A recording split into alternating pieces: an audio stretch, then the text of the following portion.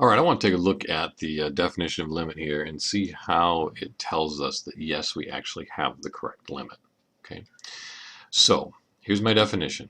L is the limit of f of x as x goes to c. And I'm using c instead of a here for whatever reason. But anyway, limit of f of x goes to c if for each epsilon bigger than 0, there exists a delta such that if x is close to c, that is no further away than delta, then f of x will be close to L, that is no further away than epsilon.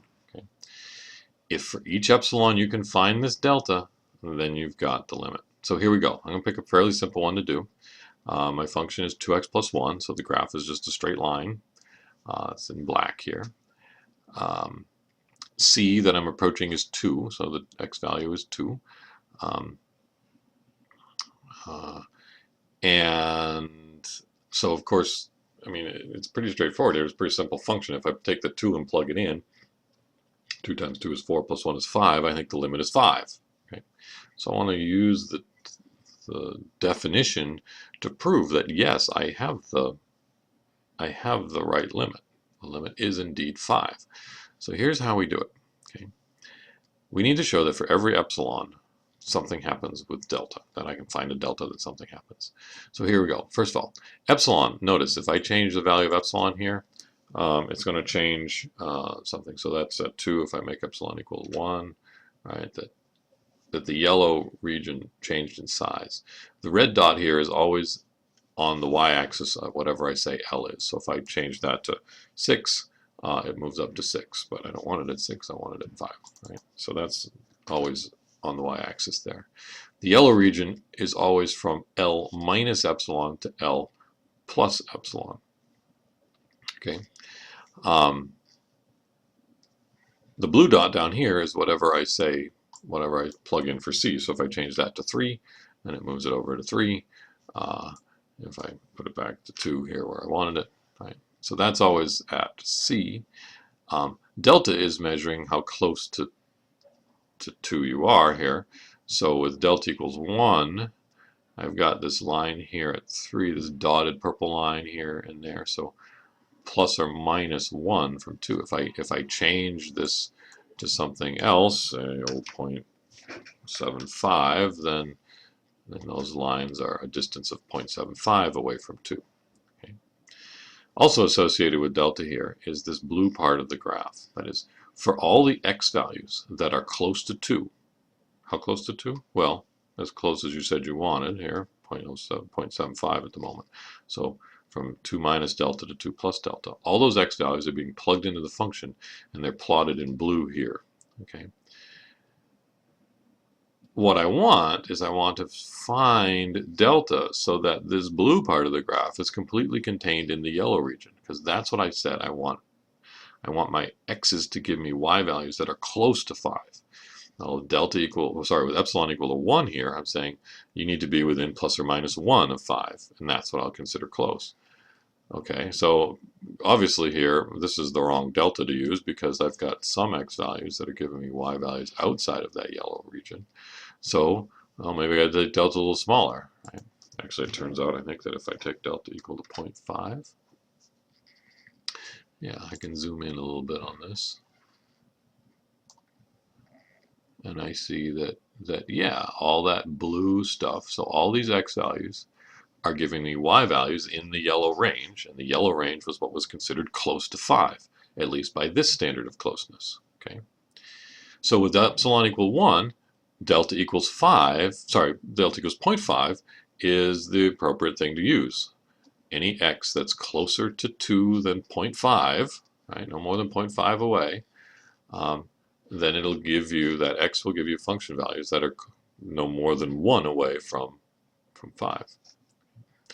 Well, the definition says I have to do this for every epsilon. I only did it for one epsilon, so now I got to take a different epsilon. So let's try taking epsilon equals, say, 0.5. Right? So my yellow region just got smaller. And now this delta doesn't work anymore because, again, I've got x values that are giving me these y values that are too far away. So I got to maybe shrink my thing down a little bit. I think if I go down to 0.25, yeah. Zoom in again just to see that it's working still. Yeah, every x value here that's no more than 0.25 away from 2, so anywhere down from 1.75 up to 2.25, all these x values are giving me y values that are within plus or minus epsilon of 5, and epsilon here is 0.5, so from 4.5 up to 5.5. Okay. So there, we've done it for two different values of epsilon. Have we proven anything? Well, no, I've got to do it for every value of epsilon. For each epsilon bigger than 0, I've got to be able to show that this delta exists that will make the blue part of the graph inside the yellow. Even for really small epsilon. So for instance, if I take, epsilon equals 0.1, that's pretty small, right? I got to make this smaller. Delta is going to be smaller, but I think I did it okay. Yep. How about if I go to 0.01 or 001? No matter what epsilon I choose, I've got to show that there's a delta that will get the blue part of the graph inside the yellow. Well, I think I gotta go pretty small here. I don't think that's small enough. Is that small enough? Well, let me zoom in and find out. Oh, I think it is. I think it is. Yeah.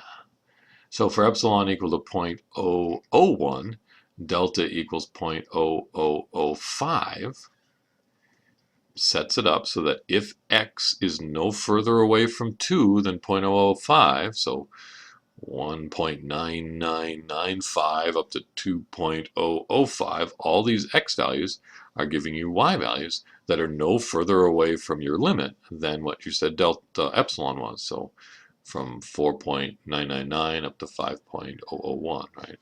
No more than epsilon away from 5.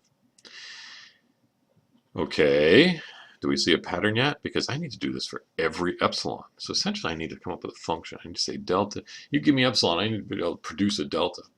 And it looks to me like each time we're just taking delta to epsilon and dividing it by 2. So that's what I want to do. I want to take epsilon and divide it by 2. And now I think that no matter what I type in here for epsilon, let's try something goofy like 0.058, whatever. It will just automatically calculate delta as epsilon divided by 2, and the blue is completely inside the yellow. In this way, I see that for each epsilon you give me, I can produce a delta such that if x is no further away from 2 than delta, then the f of x's will be no further away from 5 than epsilon. Right? If x is in this range, then f of x will be in that range. Right? So 5 is the limit. Now keep in mind that when you're doing calculations of limits and you're doing the factor and cancel thing, that these epsilons and deltas don't really have anything to do with that. Epsilons and deltas are used when you're proving stuff about limit. Do you really have the limit? Do you not really have the limit? If you're going into engineering, you're probably never going to use these epsilons and deltas again. But some of you are going to be mathematicians, and so I need to make sure you get a good, at least a good first introduction to the formal definition here.